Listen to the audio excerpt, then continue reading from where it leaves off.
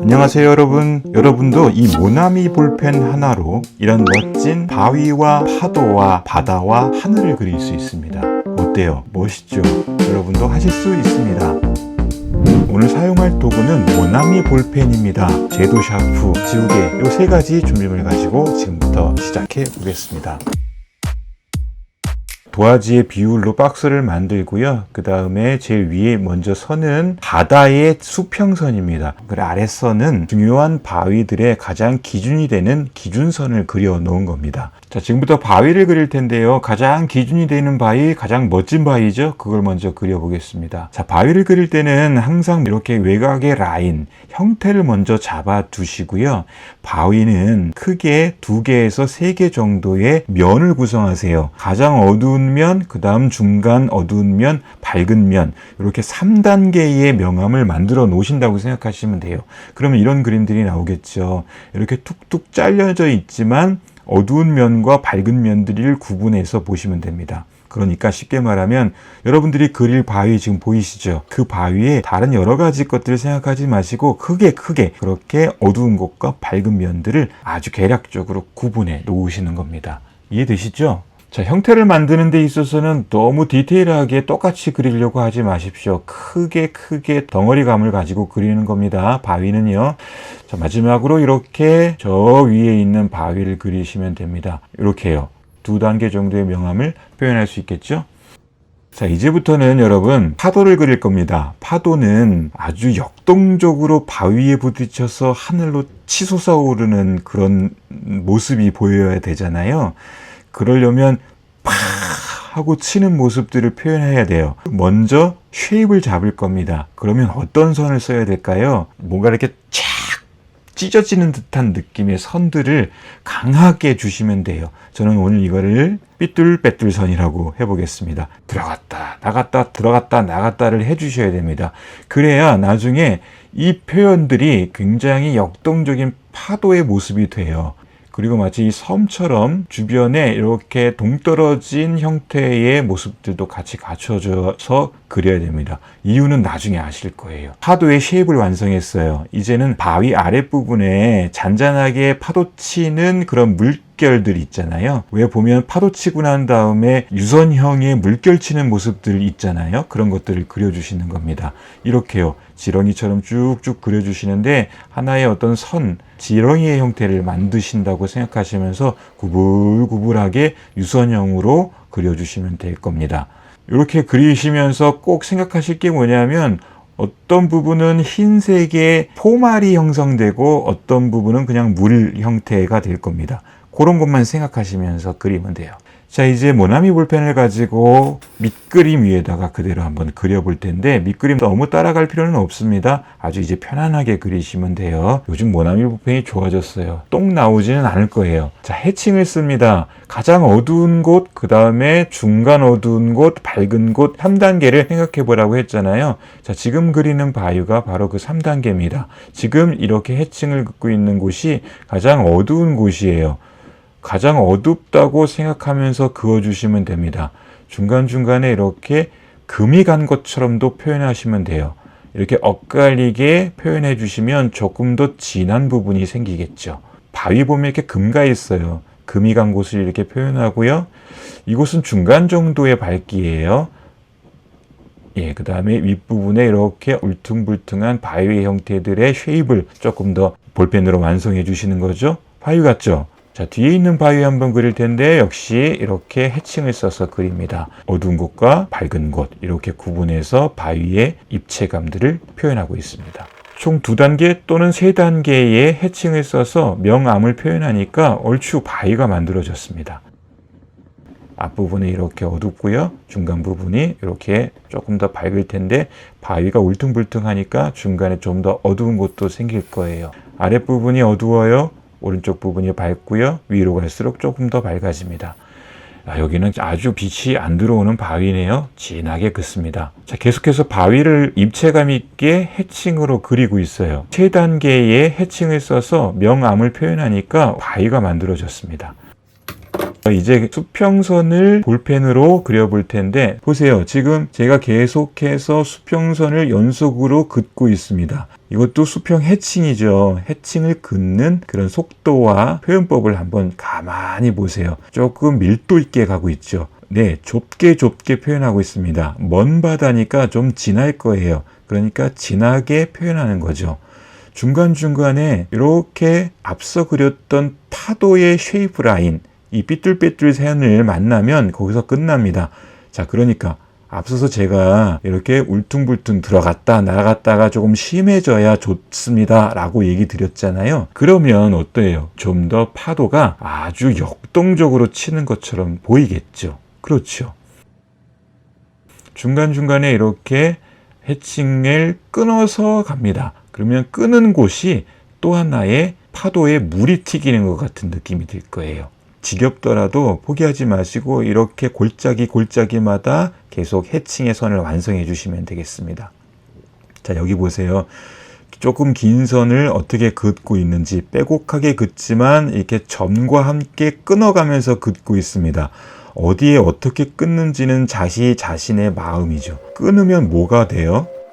바다 위에 윤술이라고 하는 빛이 머금은 듯한 표현도 되고요. 동시에 파도가 칠 때의 그 포말이 확 퍼진 듯한 느낌도 같이 낼 수 있어요. 그렇죠. 그래 보이죠. 중간중간에 이렇게 도트를 쳐서 조금 더 포말의 느낌을 나게 하고요. 그 다음에 저 먼 바다는 조금 더 진하고 마치 파도에 물결이 치는 것처럼 표현하기 위해서 이렇게 몇 개의 선들을 더 그어줍니다. 어때요? 파도 같죠? 바다 같죠? 자, 이제는 하늘을 그릴 거예요. 하늘은 조금 더 인내심을 가지고 그리시면 됩니다. 역시 수평 해칭을 쓸 겁니다. 긴 선을 그어야 할 때는 어떻게 그은다고요? 중간중간에 이렇게 점 하나 찍으면서 쉬어가면서 그리세요. 점 하나 찍는 게 단순히 쉬는 기능만이 아니에요. 예, 하늘을 표현하는데 이게 좀 더 숨구멍이 되면서 하늘을 조금 드라이하지 않게 조금 운치 있고 감성적이게 표현할 수 있습니다. 이렇게요. 가능하면 쉬는 곳을 일치시켜줘 보세요. 그럼 여기는 잔구름이 마치 있는 것 같은 표현이 될 거예요. 무슨 소리예요? 이런 소리죠. 보세요. 이렇게 중간중간에 끊고 점 하나 찍고 갔더니 이렇게 내가 표현하고 싶었던 잔구름, 슬쩍 아주 깃털구름 같은 표현들이 만들어져요. 파도의 삐뚤빼뚤 라인을 만나면 거기서 중지 끊어서 다음 곳으로 이어집니다. 골짜기마다 꼭꼭 디테일하게 거기서 끊어주세요. 그래야 파도의 쉐입이 살아납니다.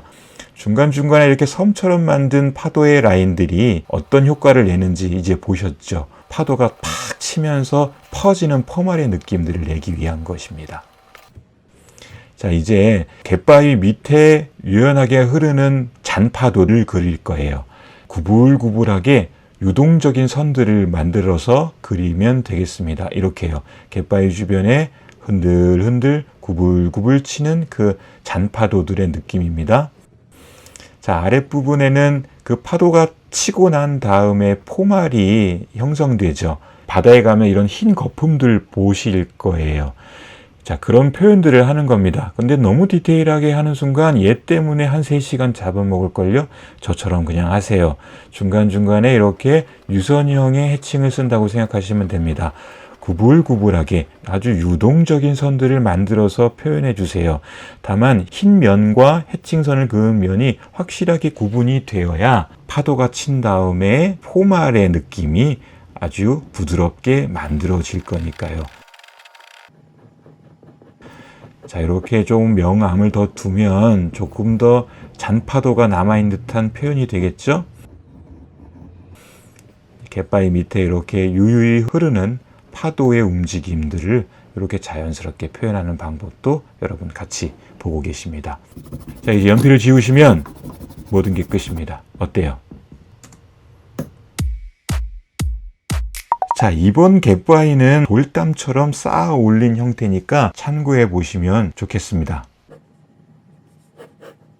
자, 먼저 이렇게 돌이 쌓여 있는 곳의 전체적인 형태를 그리세요. 너무 자세히 그리지 마시고 듬성듬성하게 그리시고 가장 중심이 되는 가장 눈에 잘 보이는 돌을 먼저 선택하셔서 그리세요. 크게 각진 부분이 어떤 모습인지만 개략적으로 그려놓는 겁니다. 그냥 크게 똑같지 않아도 돼요. 주로 여러분 팁을 하나 드린다면 바위와 바위가 만났을 때 중간에 이음 부분이 있죠. 거기 굉장히 진하죠. 왜냐하면 이어지는 곳이니까 빛이 안다고 뚫려 있잖아요. 그 이음 부분을 조금 더 자세히 보면서 그걸 기준 삼아 그리시면 좀 편안하게 그릴 수 있고요. 나중에는 걔를 새까맣게 만들어주면 입체적인 그림으로 막 살아나요. 자, 얼추 그렸으면 이제는 바위 윗부분에 파도가 치는 부분입니다. 아주 잔 파도가 치는 부분인데 이것도 개략적으로 형태만 만들어 놓습니다. 파도 치는 거예요. 자, 이 부분은 역시 이제 포말이 형성되는 거죠. 한번 치고 난 파도가 뒤로 물러서면서 이렇게 흰 포말이 만들어져요. 자, 이제 팍 하고 치는 파도를 한번 그려볼 겁니다. 삐뚤빼뚤 선을 활용할 거예요. 그려야 할 파도를 역동적으로 그리기 위해서는 들어갔다 나갔다 들어갔다 나갔다 골짜기를 많이 만들어 주시는 겁니다. 이렇게요. 그리고 섬을 왜 만드시는지는 이제 아셨죠? 이렇게 섬을 만들어야 파도 치는 파도에 튀기는 포말들을 아주 역동적으로 표현할 수 있어요. 바다의 수평선을 한번 그어놓고 연필로 하는 것은 마무리 지어볼게요. 이제 모나미 볼펜으로 실제적인 그림을 그릴 겁니다. 자, 보세요. 바위부터 그릴 텐데 빛을 보세요. 그려야 할 바위에 빛이 어떻게 닿는지를 예의주시하면서 보세요. 복잡하지 않게 그거를 2단계나 3단계의 빛의 양을 보세요. 가장 어두운 곳, 중간 어두운 곳, 가장 밝은 곳. 그렇게 해서 그리면 조금 더 쉽게 그릴 수 있어요. 해칭으로 이렇게 그리시면 됩니다. 아주 진한 부분은 빼곡하게 해칭으로 마무리 져 주십시오. 바위를 그릴 때는 같은 면이라고 하더라도 해칭의 방향을 조금씩 다르게 해주면 바위가 마치 꺾인 느낌으로 표현됩니다. 예, 윗부분은 좀 밝아요. 밝은 부분은 이렇게 해칭을 듬성듬성 약간 곡선을 주기도 합니다. 자유자재로요. 어때요? 이제 여러분께 팁 드리는 건 바위와 바위가 만나는 연결 부분이에요. 그러니까 빛이 안 들어오죠. 어둡죠. 거기에 대한 표현은 이렇게 하는 겁니다. 진하게. 이렇게 먼저 여기를 그어놓고 나면 주변에 바위의 형태가 만들어지죠. 이렇게만 해칭해줘도 바위의 입체감이 생긴다니까요.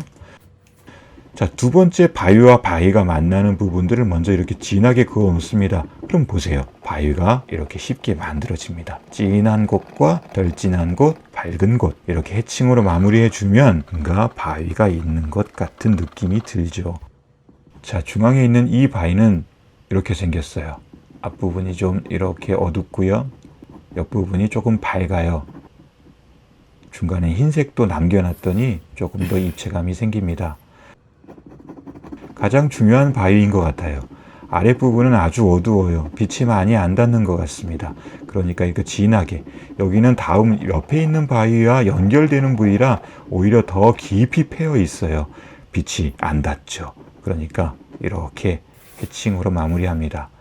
이 바위의 특징은 좀 넙대대한데 이렇게 해칭을 통해서 입체감만 주는 형태로 마무리합니다.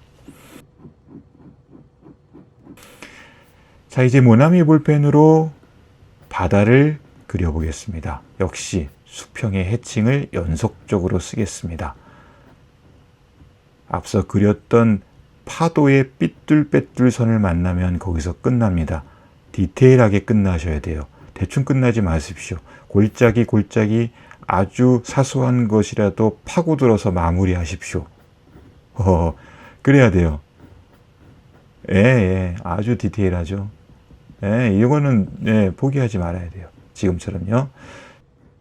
자, 보세요. 오른쪽 부분을 또 바다를 그릴 텐데 참고해 주셔야 될 거는 중간에 끊어서 점점점 실선, 점점점 실선 이렇게 가는 걸 보세요.